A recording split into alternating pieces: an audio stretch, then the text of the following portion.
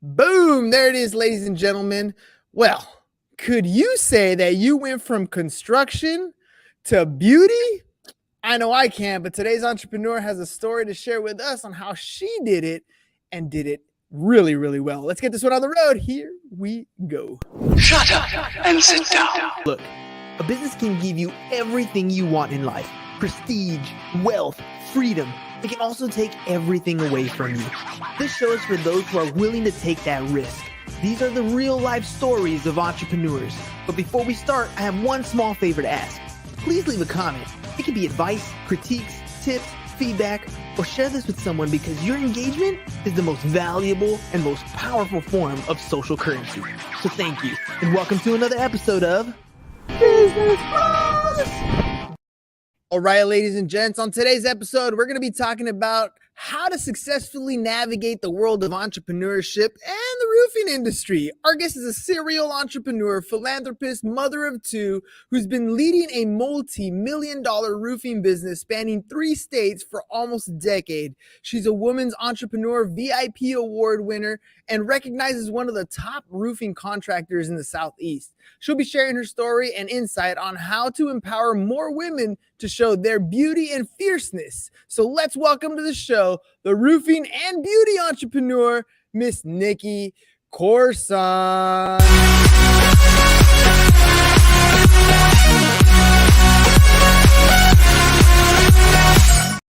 we can start the party. Welcome to the show, Nikki. Hello. Thank you so much for having me. I love your music. It's hype. It's party mode. I mean, let's face it, you're on a podcast. If you ain't having fun, I don't know what you're doing here, right? I love it. All right, let's jump into this thing. You are in an industry, first and foremost, dominated by guys. I want to know your experience. How did you get into this space, and how did you dominate in this space?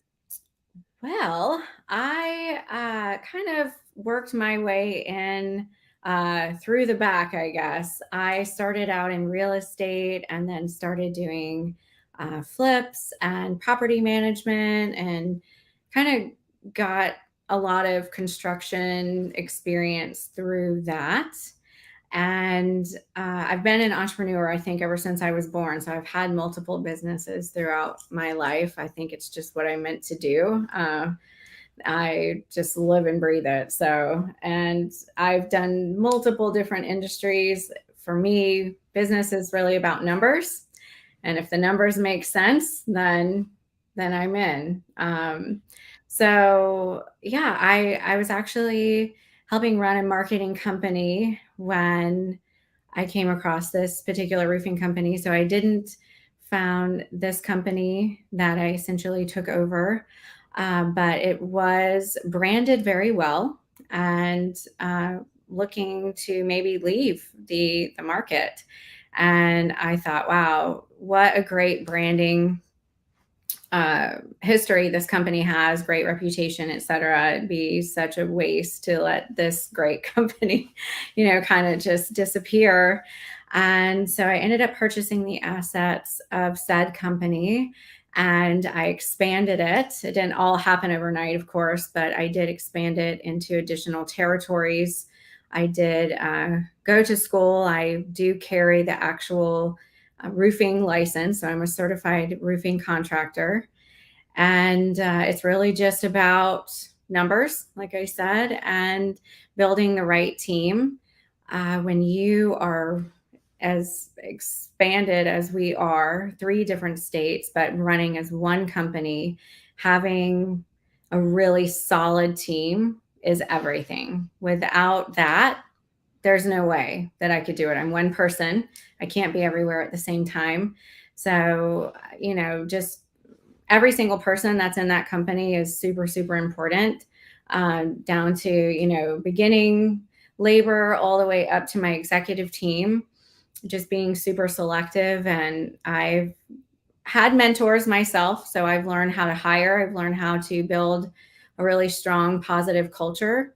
And I just went all in on that. And now it's afforded me the time to go and venture and do other things, which is how I then pivoted into the beauty industry. It's something I've been interested in my whole life. So full disclosure, I was not a little girl in elementary school when asked, what do you want to be when you grow up? I did not say a roofer. Okay.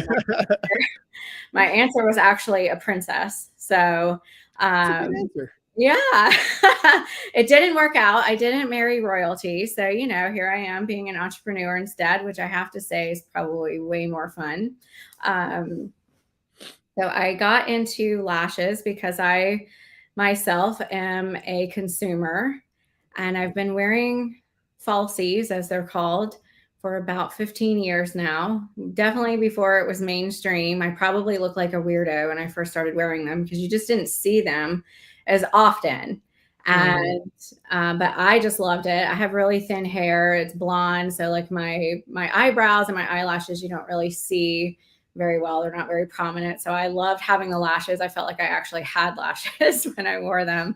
And it did become mainstream more and more over the years. You see more people using it now. It's, everywhere. Hell, you even see them on cars now. Have you seen the freaking The bugs? headlights? Oh Yeah, yeah. there's a You see some lot. of those little buggies running around. I'm like, is that thing winking at me? Well, I don't know. It's giving me a funny look.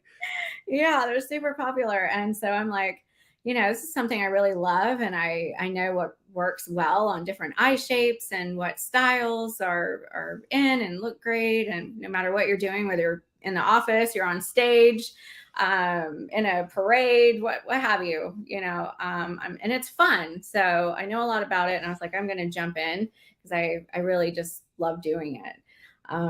So I launched last year, and I've just been kind of touring and working online, building the online store, jumping on awesome podcasts like yours. And here I am talking to you. All right, let me ask you about a couple things because you talked a little bit about, you've been an entrepreneur since the beginning. If the numbers work, it totally makes sense. And I hear that over and over again. But there's also a difference between starting something up and then buying an existing company. Like when you started Lashes, like you're starting from the ground up. You're building this from nothing into a brand that needs to exist. Versus the roofing company, you like already bought something that was established. How would you compare the two? If you're going to talk to an entrepreneur who's out there and they're looking to either buy a company that's existing or start from scratch, give me some of those comparisons. What's good and the bad and the ugly of entrepreneurship in that sense? Yeah. Wow. I mean, that is a fully loaded question because no matter which one you choose, it's definitely going to have its fair share of challenges. They're going to be different. So I would say if you're an experienced entrepreneur, or even if you're not experienced, you just want to become an entrepreneur, you would need to, I know it sounds old school, but literally make a list of pros and cons and seriously look at that. Are those challenges something that you are willing to lose sleep over, work 80, 90 hours a week for, that kind of thing? Because it's going to be a lot of work. It's just going to look a little bit different on how you grow that company. So one that was already established, and I'll be quick, I walked into, although the branding was really great and the reputation was really great, the culture was in the toilet. Several of the employees were not bought into the company that they were hired with, let alone me. Here I come, I'm a female.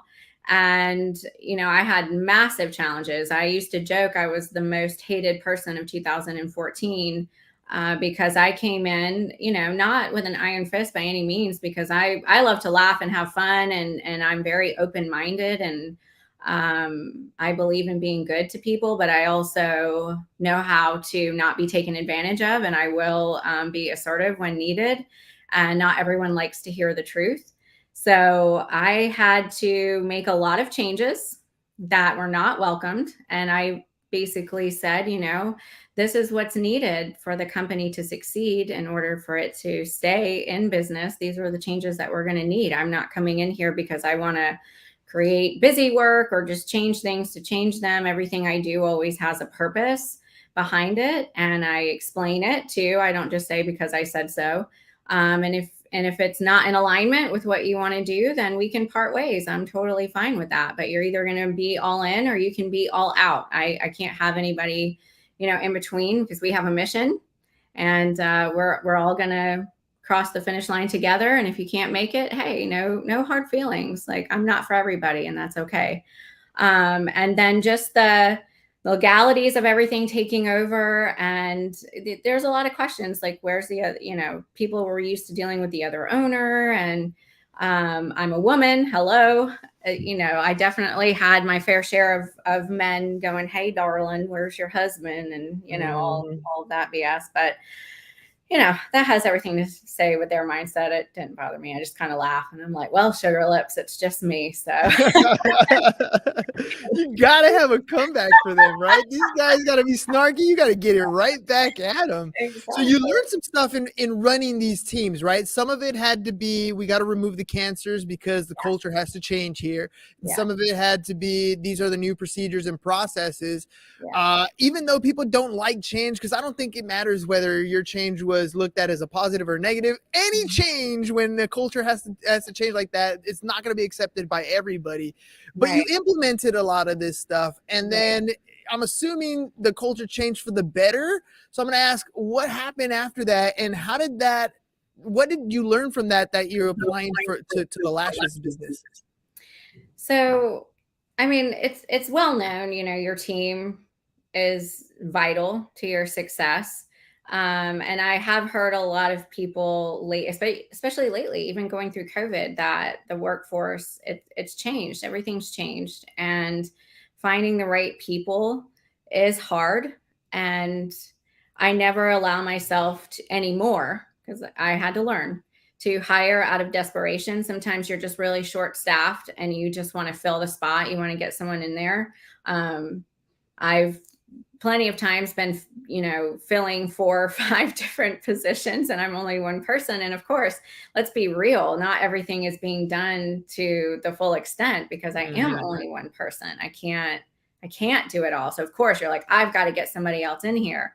And in the past, I would maybe hire someone that I shouldn't have, because I was just kind of desperate, and I took the best out of mediocre candidates and was hoping that it would work, knowing darn well, come on, it's not going to work. And, so I waste their time, my time, and I find myself right back in the same shoe. So, it's also, you come into that too, when you are trying to grow and expand, and sometimes it happens too fast. I found myself in that with a roofing company a couple of times, because you're pushing, right, to grow. And it, all your hard work starts to pay off. And then you're like, holy crap, we need this position and this position. And you can find yourself desperate, and you've got to stay level headed. You can't get ahead and put the wrong people in your organization, because not only does it ruin your culture, but what about your client experience?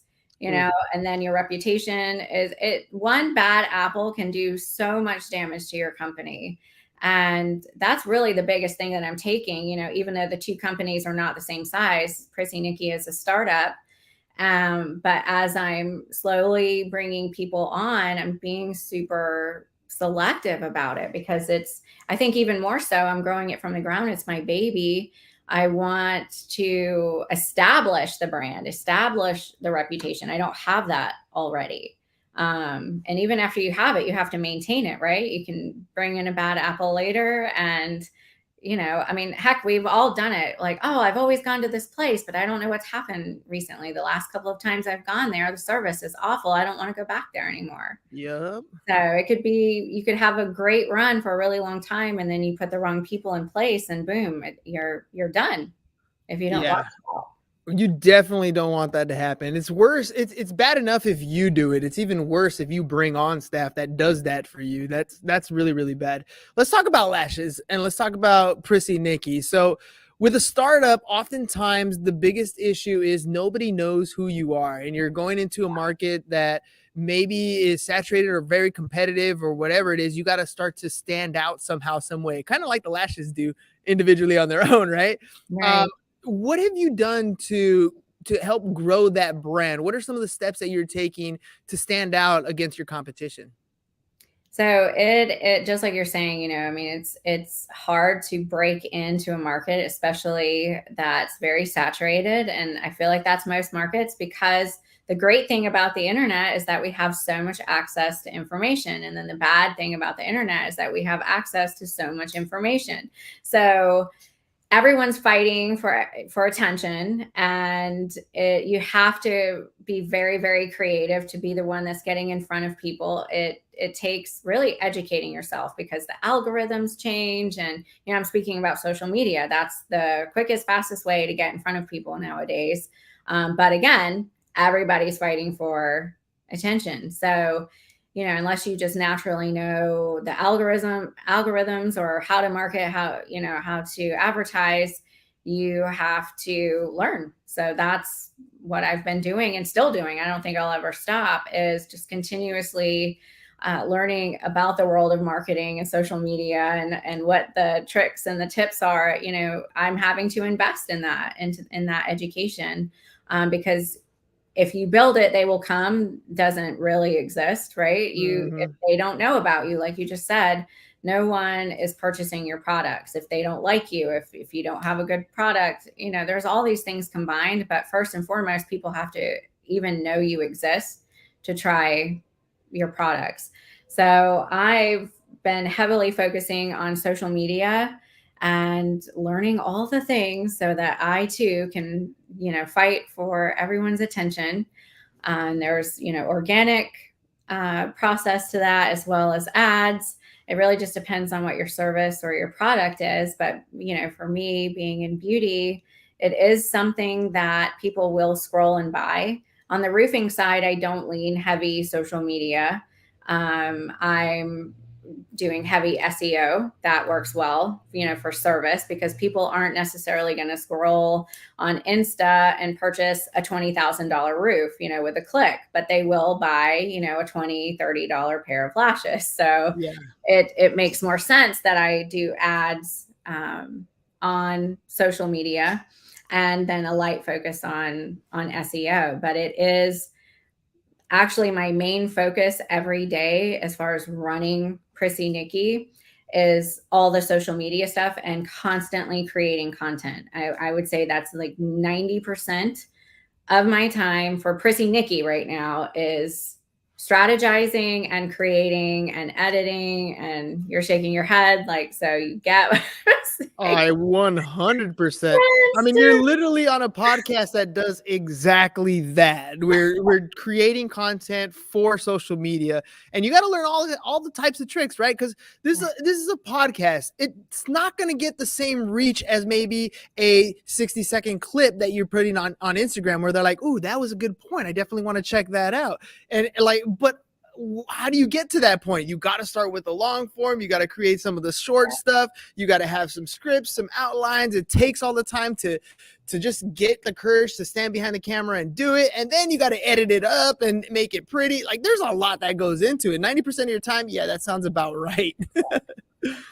You know, and it's like, the more I learn, the more I feel like I don't know, because it opens another pathway that I'm like, oh my God, I need to be focusing on this too. And I'm like, I need to clone myself 5 times over so I can keep up with all of the things. But that's what I'm focusing on, because again, you know, I took time in the beginning to create a product that I really love, that is definitely high quality. And I know people will love it. You know, I love it.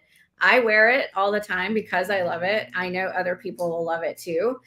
So that was the first part, right? Now I have to make sure that I get out to the masses, to get my name out there, so people will click and buy. So you started a podcast as well, right? You've decided to get behind the mic, to start recording some stuff. What's that process been like for you? I'm curious. Well, it actually started the podcast before Prissy Nikki, and I did that way because I was terrified of video. I was terrified pictures too, taking a whole bunch of different types of photos that you don't normally take. Posing with your kids is one thing, but then posing, for a brand is a totally different type of picture and vibe. And I just, as prissy as I am, which is why I went with the name Prissy Nikki, it just wasn't me. I'm not picking on the younger crowd, but, I'm not 20. And so I'm not, taking 1,900 pictures of myself when I go to Starbucks. So that was something that I had to adjust and get used to. But video terrified me. Talking on video, are you kidding me? Absolutely not. So the podcast was a way that I forced myself out of my comfort zone. Now I'll talk to anything, anyone. I'll talk to a tree. I don't care. Turn the camera on. It made me comfortable. I've met people from all over the world doing my podcast. I've actually learned so many things having these brilliant people on. It's been the biggest gift. And I only did it to push myself out of my comfort zone. Now it's something I love doing. I love meeting the people. I love sharing and getting information out that's going to help others. The podcast has nothing to do with lashes or roofing. That's one question I get. They're like, oh, is it about roofing? And I'm like, who the hell wants to talk about roofing? I know I don't. And it's it's one of my biggest companies. But I don't want to talk about roofing and who wants to hear about shingles? And I mean, come on, no way. I started the podcast just to get information out there that would help people. And so I call it Life Amplified with Nikki, because I want to talk about anything that makes your life amplified. What amplifies our lives? What helps us? And man, I've had a blast. I don't know about you. You've probably met just the most incredible people on your show. Yeah, I equate it to that scene in The Matrix where they plug in and then all of a sudden you're like, hey, I know Kung Fu. I feel like that every time I meet a new entrepreneur, because your perspective on how you attack business, how you attack your marketing, what your everything that you do is different than my perspective. We're all after kind of the same thing. We want that end client, the end consumer to be happy and to provide a product or service, but how we get there and the struggles that we go through, those are incredible. And to, a smart person learns from their mistakes and a genius learns from the mistakes of others. There's no other platform that I've ever come across where I could interview the author of a book, and not only do I get the information from the book itself, then I get to ask follow-up questions and learn even more from them on the show. It really, for me, drastically changed my life. And I started the same as you. I was like, I just got to do this so I can sell some more houses. And it kind of morphed from there. It became its own thing. And your episode 1099, you're 1099 in this tax time. That's so funny. And right, that's funny. And you're and like I've interviewed almost 1,000 different entrepreneurs, and that education in and of itself, and my own messaging, my own voice, my confidence, like you said, it's through the roof. Where do you plan on taking your podcast going forward? Is it just going to become part of who you are now? It is a part of who I am. I can't even imagine not doing it now. And I'm at episode 175. So, I'm way behind you.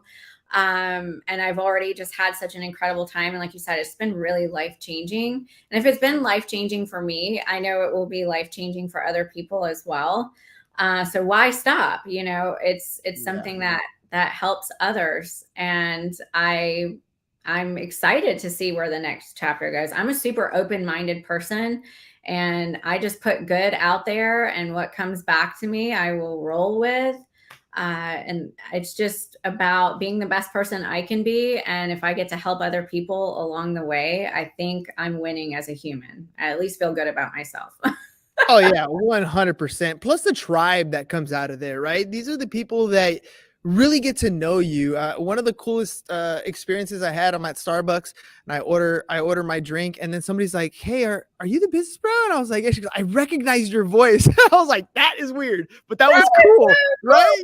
Yeah, to be able to have that kind of experience, totally cool to see that sort of stuff. Or in your social media feeds, you get DMs like, hey, this really helped me out. Thank you very much. Like, it really puts a light on your day, and it shines. It makes me feel really good about what we're doing. And I mean, it's not for everybody. And what I tell people when they start a podcast, you probably won't be the next Joe Rogan, but I promise you the people that you do connect with, those become really people that you have for the rest of your life, that jive with you, that believe in what you're doing, that connect with the way you think and the way you speak. Those become your people. I mean, that to me is super powerful.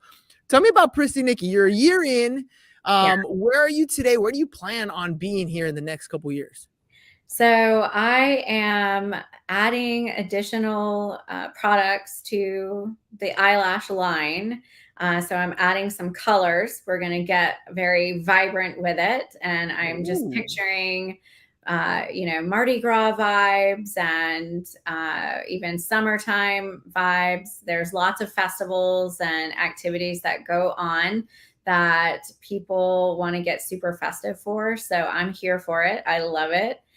So we'll be adding that. And then I'm also going to be adding a line of hair extensions that you can put on yourself at home. Hair extensions are very in as well. But not just that, I do want to touch on this, and this is why I'm going to be adding hair extensions, because I know it's seen as like, oh, vanity and, girls just want more hair or whatever. But I mean, hello, of course we do. But there's actually a very large growing population of women that are struggling with losing their hair for different reasons. And whether it be hormonal, different medical reasons. And quite frankly, the medical world is still trying to figure it out. I think I have the answers, but I'm just Prissy Nikki. So I'm going to stay in my lane. I do not have a medical degree, but all I'm going to say is try to eat as natural as you can and stop eating chemicals and garbage. But nonetheless, we're facing this, and it's a huge growing problem. And I'm here to tell you, I don't care what you've been through in your life, and I've been through a lot, but when you sit in the chair and you realize you have bald spots where there used to be a lot of hair, I mean, it's just, I can't even put it into words. It's devastating for a woman. Okay, you're bald. So I feel you. I know.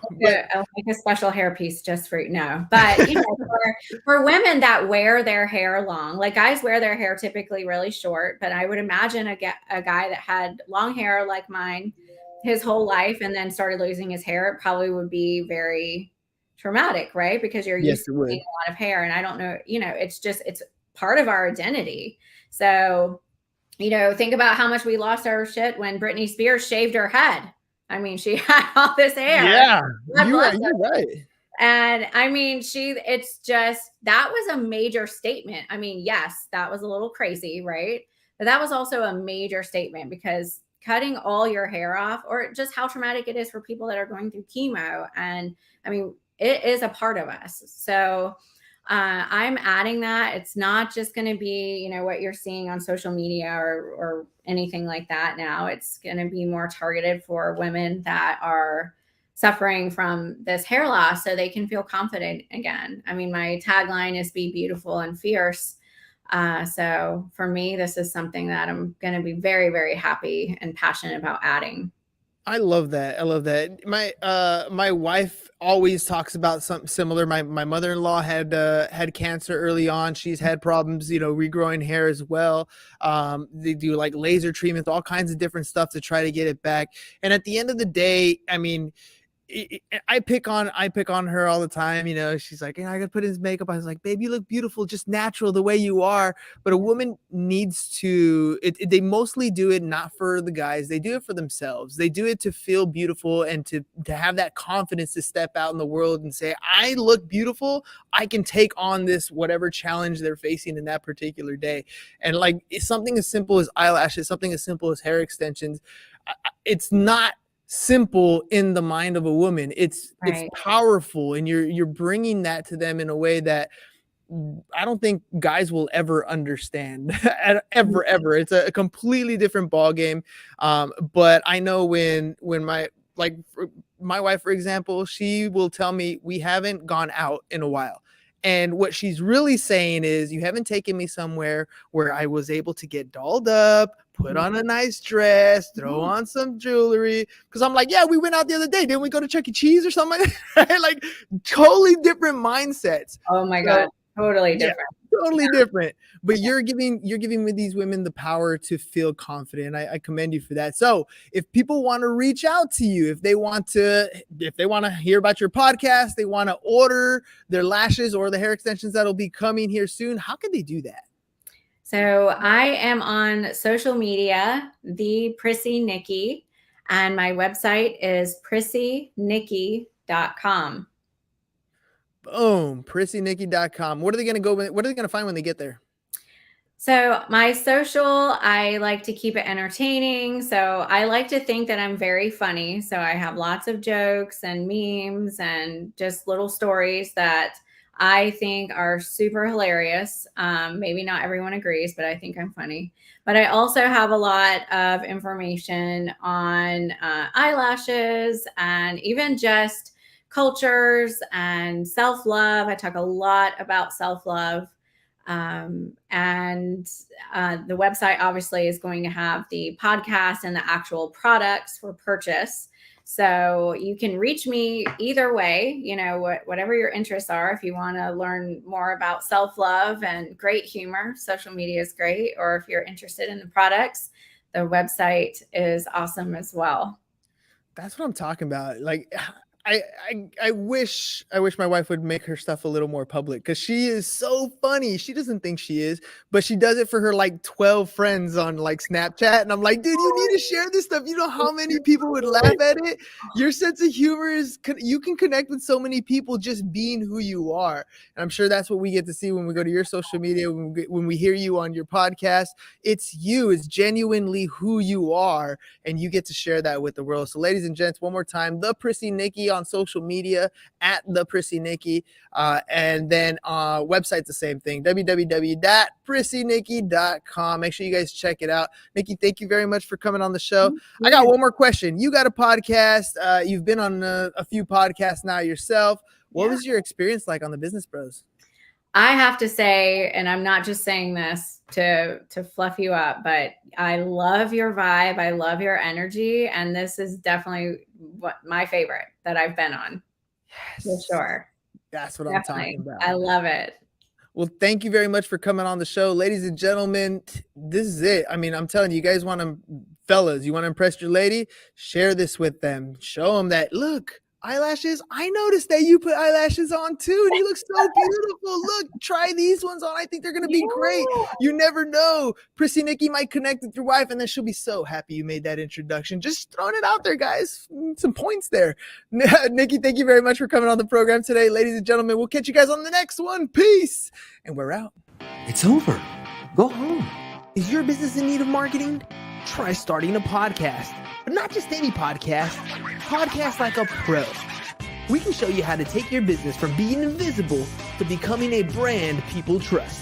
Go to www.businessbros.biz to get started today.